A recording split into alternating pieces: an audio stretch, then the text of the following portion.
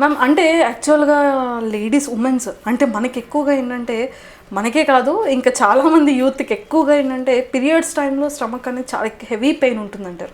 First day కదా, second day కదా, అసలు ఎందుకు ఆ పెయిన్స్ వస్తాయంటారు? దానికి రిలేటెడ్గా పెయిన్స్ తగ్గించుకోవడానికి మనం మెడిసిన్స్ యూజ్ చేయలేం.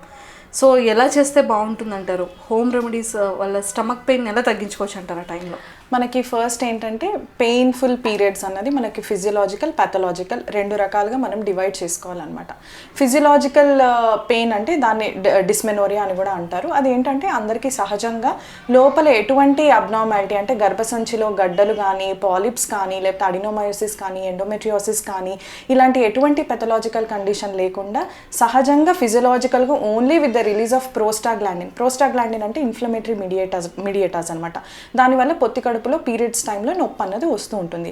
సో అవి ఫిజియలాజికల్గా సహజంగా ప్రకృతి సహజంగా రిలీజ్ అయినప్పుడు మాత్రమే మనకి ఫిజియలాజికల్ డిస్మెనోరియా అని అంటారనమాట. అది చాలామందికి 90% పెయిన్ ఉన్న వాళ్ళకి ఇదే రీజన్ అనమాట. పీరియడ్స్ అప్పుడు ఫస్ట్ డే, సెకండ్ డే లేకపోతే పీరియడ్స్ ముందు ఒక 2-3 days వచ్చి పోతుందన్నమాట. కానీ ఈ పెథలాజికల్ డిస్మెనోరియా అన్నది ఏంటంటే మనకి గర్భసంచి లోపల ఏమన్నా గడ్డలు కానీ, లేకపోతే పాలిప్స్ కానీ, అండాశయాల్లో ఎండోమెట్రియాటిక్ సిస్ట్ కానీ, లేకపోతే హెమరేజిక్ సిస్ట్ కానీ, లేకపోతే అడినోమయోసిస్ గర్భసంచిలో ఉండటం వల్ల ఈ పెథలాజికల్ డిస్మెనోరియా అన్నది వస్తుంది. ఇది డెఫినెట్గా అబ్నార్మల్. సో మీకు నొప్పి వచ్చినప్పుడు ఫస్ట్ మీరు కన్సల్ట్ చేయాల్సింది గైనకాలజిస్ట్ని. అది ఫిజియలాజికలా, పెథలాజికలా అని డివైడ్ చేసుకొని దానికి తగ్గట్టు మీరు కనుక ట్రీట్మెంట్ తీసుకుంటే అది మీకు చాలా హెల్ప్ఫుల్ అన్నది అవుతుందన్నమాట. సో అయితే మ్యామ్ మనకి ఏంటంటే పీరియడ్స్ బిఫోర్గా గర్ల్స్ చాలామందికి బ్రెస్ట్ అనేది పెయిన్ ఉంటుంది అని చెప్పి ఎక్కువ వింటూ ఉంటాం. అంటే ఆ పెయిన్ ఎందుకు వస్తుందంటారు? దీన్ని మనం పిఎంఎస్ అంటాం అనమాట. Premenstrual syndrome or premenstrual dysphoric syndrome అని కూడా అంటాం అనమాట. ఇందులో ఏంటంటే there are so many symptoms like breast pain కానీ, హెడేక్ కానీ, ఇరిటేషన్ కానీ, ఏం అనకుండానే ఊరికే ఏడవాలన్న ఫీలింగ్ ఉండడము, ఇంకోటి గుండె దడలు ఉండడం, కొందరికి ఏంటంటే ఒళ్ళంతా బ్లోట్ అయిపోవడము, పొత్తి కడుపులో నొప్పి రావడము, పీరియడ్స్ వచ్చే పెయిన్ అన్నది ఒక వారం ముందు నుంచే తొడలు, నడుము, పుట్ట ఇట్లా పట్టి గుంజినట్టుగా ఉండడం, ఇవన్నీ ఒక సెట్ ఆఫ్ సిమ్టమ్స్ అనమాట. అంతేకాకుండా డిప్రెషన్ ఉండడము, దానివల్ల ఈ డిప్రెషన్, ఇరిటబిలిటీ, హెడేక్, పాల్పిటేషన్స్ వల్ల మనకి ఏంటంటే ఇంట్లో ఉండే వాళ్ళతోని కూడా ఇంటర్పర్సనల్ రిలేషన్షిప్స్ అన్నవి దెబ్బతింటూ ఉంటాయి అన్నమాట. So these are all part of premenstrual dysphoric disorder or PMS అనమాట. సో ఇది ఏంటి అంటే మనకి హార్మోనల్ ఇంబ్యాలెన్స్ ఉన్నా, లేకపోతే మైక్రోన్యూట్రియంట్ డెఫిషియన్సీస్ ఉన్నా మనకి ఇవి చాలా కామన్గా చూస్తూ ఉంటాం అనమాట. ఇది ఎప్పటి నుంచి చూస్తాము? సపోజ్ ఇప్పుడు మనకి హోల్ సైకిల్ అన్నది 28 or 30 days అనుకోండి. మనకు ఓవులేషన్ వచ్చి 14th or 16th day రోజు అవుతుంది ఆఫ్ అ పీరియడ్.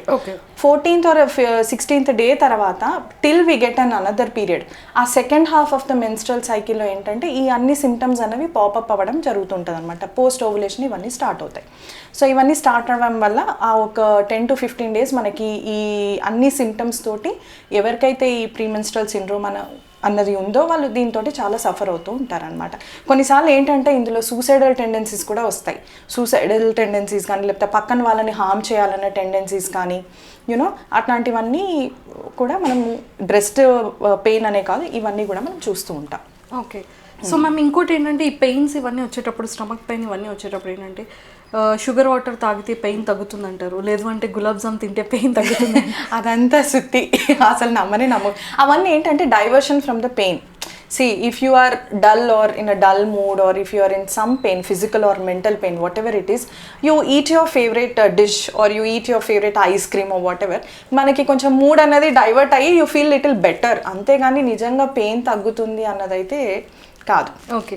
సో ఇప్పుడు ఆ పెయిన్ తగ్గడం కోసం మనం ఏమైనా చేయొచ్చు? న్యాచురల్గా ఇప్పుడు హోమ్ రెమెడీస్ తీసుకుందాం. ఫిజియలాజికల్ డిస్మెనోరియా మనం ఫస్ట్ డిస్కస్ చేసుకున్నట్టు గడ్డలు అవన్నీ ఉంటే కనుక అది పెథలాజికల్, దానికి డెఫినెట్గా డాక్టరే ట్రీట్మెంట్ ఇవ్వాలి. అలా గడ్డలు అవి ఏమీ లేకుండా జస్ట్ సింపుల్ హార్మోనల్ ఇంబ్యాలెన్స్ వల్ల కొంచెం డిస్టర్బెన్స్ అవ్వడం దాన్ని ఫిజియలాజికల్ డిస్మెనోరియా అంటాం. మనం ఇంతకుముందు డిస్కస్ చేసుకున్నాము. సో దాన్ని మనము కొంచెం హోమ్ రెమెడీస్తో మనం ట్రీట్ చేసుకోవచ్చు అనమాట. లైక్ జింజర్ని బాగా బాయిల్ చేసి ఆ వాటర్ తాగొచ్చు. ఇంకోటి ఏంటంటే టీ అంటారు, మనకు బయట అవి దొరుకుతుంటాయి, అవి తీసుకోవచ్చు. ఇంకోటి ఏంటంటే లాట్స్ ఆఫ్ వాటర్, హైడ్రేషన్. ఈ హైడ్రేషన్తో ఏంటంటే మనకి ఏవైతే ఇన్ఫ్లమేటరీ మీడియేటర్స్ లోపల రిలీజ్ అవుతున్నాయో అవన్నీ కొంచెం డైల్యూట్ అయ్యి it will detox your body. So hydration అన్నది బాగా హెల్ప్ చేస్తుంది. ఇంకోటి బెడ్ రెస్ట్. ఓకే మనం తీసుకోవడం కూడా వామ్ వాటర్ కనుక తీసుకుంటే ఇంకా మనకి హెల్ప్ఫుల్ అవుతుంది. And simple pain killers like Dolo tablet కానీ లేకపోతే మెఫ్తాల్ స్పాజ్ కానీ సైక్లోపామ్ మెఫ్తాల్ స్పాజ్ కాంబినేషన్ కానీ ఇలా మనం మెడికేషన్స్ అంటే అబ్యూస్ చేయకూడదు. మళ్ళీ ఈ అనాల్జెసిక్స్ అన్నది అబ్యూస్ చేయకూడదు. ఎప్పుడైతే చాలా ఇంటాలరబుల్ పెయిన్ ఉందో అప్పుడే తీసుకుంటే సరిపోతుంది. మ్యాక్సిమం రెస్ట్ తీసుకుంటే, బెడ్ రెస్ట్ తీసుకుంటే చాలా వరకు you can cut off the pain. Super. And ఇంకోటి ఏంటంటే లేడీస్లో ఎక్కువగా మనం రెగ్యులర్ పీరియడ్స్ కానివ్వచ్చు అండ్ వాటర్ బబుల్స్ ఈ రెండు అనేది ఎక్కువగా ఉంటుంది లేడీస్లో. అంటే ఈ వాటర్ బబుల్స్ అనేది దేనివల్ల వస్తుందంటారు? నిజంగా వాటర్ బబుల్స్ ఉంటే పిల్లలు పుట్టరు అంటూ ఉంటారు మ్యామ్, అంటే నిజంగానే పిల్లలు పుట్టరంటారు? అవునండి. ఇప్పుడు మనం ఆల్మోస్ట్ 1 in 5 ఉమెన్లో పీసీఓడి ఆర్ పీసీఓఎస్ అనేది చూస్తున్నాం. పీసీఓ అయితే ఆల్మోస్ట్ 1 in 5 అనేది ఇన్సిడెంట్స్గా తీసుకోవచ్చు. అంటే 5 ఆడపిల్లలు ఉంటే అందులో ఒకరికి ఈ నీటి కణుతులు అన్నవి అండాశయాల్లో మనం చూస్తున్నాం అనమాట. ఎందుకు ఎక్కువగా వస్తున్నాయి అంటే ఇప్పుడున్న లైఫ్ స్టైల్, ఇప్పుడున్న స్ట్రెస్ లెవెల్స్, ఇప్పుడున్న ఎన్విరాన్మెంటల్ పొల్యూషన్, ఇప్పుడు తినే ఆహారము. సో ఇవన్నీ మనకేంటంటే ఇవన్నీ డైరెక్ట్గానో ఇండైరెక్ట్గానో జెనెటిక్ అడాప్టేషన్స్తోనో, ఇంకోటి తల్లికుంటే తల్లి నుంచి పిల్లకి రావడము. So as we are seeing the generations ఇది ఇన్సిడెన్స్ అనేది ఇంక్రీజ్ అవుతూ ఉంటుంది. మనకి ఇప్పుడు ఎంత మనకి పీరియడ్స్ అనేవి కూడా ప్రీపోన్ అయ్యి అంటే 8-9 yearsకే పిల్లలు పుష్పవతి అవ్వడం మనం చూస్తున్నాము అర్లీగా. ఇంకోటి షార్ట్ స్టేచర్డ్ గర్ల్స్ అంటే ఎంత తొందరగా మెనార్కి వస్తే హైట్ అన్నది అరెస్ట్ అయిపోతూ ఉంటుంది. సో అలా చూస్తున్నాము. ఒకవేళ కనుక పీరియడ్స్ వచ్చిన వాళ్ళల్లో హెవీగా బ్లీడ్ అవ్వడం, ఈ పీసీఓ ప్యాటర్న్ అన్నది చూస్తూ ఉన్నాము. సో ఈ మెన్స్ట్రల్ ఇరెగ్యులారిటీస్ అన్నవి చాలా వరకు మనకి డిస్టర్బెన్స్ అనేది మనం చూస్తూనే ఉన్నాం. This is all because as we have discussed మనం కాజెస్ ఇప్పుడు అనుకున్నాం కాబట్టి అది కాంట్రిబ్యూషన్ అని అనుకోవచ్చు. ఇంకోటి ఏంటంటే సెడెంటరీ లైఫ్ స్టైల్. ఇప్పుడు అంతా స్మార్ట్ లైఫ్ అయిపోయింది మనదంతా. మనము ఫిజికల్గా ఖర్చు చేసేది చాలా తక్కువ క్యాలరీస్. సో ఎక్సర్సైజ్ అన్నది కూడా తగ్గింది. మా అన్ని mixie everything is like everything is handled on internet or whatever. So uh physical activity తగ్గడం వల్ల కూడా పొట్ట చుట్టూ ఎక్కువగా కొవ్వు అనేది పేరుకుపోయి ఆ పొట్ట చుట్టూ ఉన్న కొవ్వులో హార్మోన్స్ అన్నవి ఇంబ్యాలెన్స్ అవుతాయి అన్నమాట.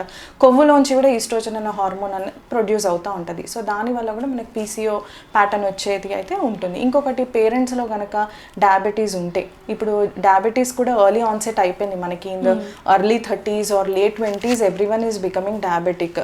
So uh insulin resistance gene అన్నది కూడా ఇప్పుడు నెక్స్ట్ తరానికి పాస్ అయితే కనుక పుట్టుకతోనే వాళ్ళకి ఆ ఇన్సులిన్ రెసిస్టెన్స్ వల్ల వాళ్ళు పీరియడ్స్ వచ్చే టైంలో వాళ్ళకి పీసీఓ ప్యాటర్న్ అనేది చూస్తున్నాం. అసలు ఈ పీసీఓ ప్యాటర్న్ అంటే ఏంటి? అండాశయాల్లో నీటి కణుతులు. ఆ నీటి కణుతులు ఎందుకు ఏర్పడతాయి? మామూలుగా అయితే ప్రకృతిలో జరగాల్సినది ఏంటి అంటే ప్రతి నెలసరి వచ్చిన 14 రోజుల తర్వాత ప్రతి స్త్రీలో అండం అన్నది విడుదల అవ్వాలి. కానీ ఇక్కడ ఏంటంటే హార్మోనల్ ఇంబ్యాలెన్స్ వల్ల ఆ హార్మోన్స్లో హెచ్చు తగులు వచ్చేసి అండం అన్నది విడుదల కాకుండా, అంటే ఇప్పుడు ఏంటంటే అది అండంలో ఫాలికల్ అంటాం. ఆ అండాశయంలో ఫాలికల్ అన్నది మన పెరిగి ఒకేసారి పగిలి అండం అన్నది పొట్టలోకి విడుదలవుతుంది. దాన్ని ఏంటంటే గర్భసంచికి ఉండే ఫాలోపియన్ ట్యూబ్స్ పట్టుకొని దాన్ని లోపలికి ట్రాన్స్ఫర్ చేసుకున్నప్పుడు కింద నుంచి కనుక వీర్య కణాలు వస్తే అవి ట్యూబ్లో ఫలదీకరణ జరిగి పిండం అన్నది ట్యూబ్లో ఫామ్ అయ్యి తర్వాత గర్భసంచిలో కూర్చుంటుంది. ఓకే, అది that is the physiology of menstruation and reproduction. కాకపోతే పీసీఓ ఉన్న వాళ్ళలో ఏంటి అంటే ఆ ఫాలికల్ అన్నది పెరుగుతుంది, కానీ అండం విడుదల అవ్వడానికి కావాల్సిన హార్మోన్ అన్నది మనకి బ్రెయిన్ నుంచి సిగ్నల్స్ రావాలన్నమాట. ఆ సిగ్నల్స్ లోపం వల్ల, ఆ సిగ్నల్ ఎందుకు లోపించవచ్చు? స్ట్రెస్ వల్ల కావచ్చు, ఇంకేదన్నా ఏమంటారు మన బాడీలో నెగిటివ్ ఫీడ్బ్యాక్ మెకానిజం ఉండే హార్మోన్స్ లోపించవచ్చు. ఈస్ట్రోజన్ డెఫిషియన్సీ ఉండొచ్చు, ప్రొజెస్ట్రాన్ డెఫిషియన్సీ ఉండొచ్చు. సో వీటి వల్ల నెగిటివ్ ఫీడ్బ్యాక్ మెకానిజం అనేది దెబ్బతింటుంది. ఇంకోటి స్ట్రెస్ వల్ల ఆ హార్మోన్స్ అనేవి సప్రెస్ అవుతాయి. సో దానివల్ల ఏంటంటే అది బెలూన్ లాగా పెరుగుతుంది కానీ పగిలి అండం అనేది బయటికి రాదు. సో దానివల్ల ఏంటంటే అది అట్లా ట్రాప్ అయిపోయి మనకి అండాశయాల్లో నీటి కంతుల్లాగా కనిపిస్తూ ఉంటాయి.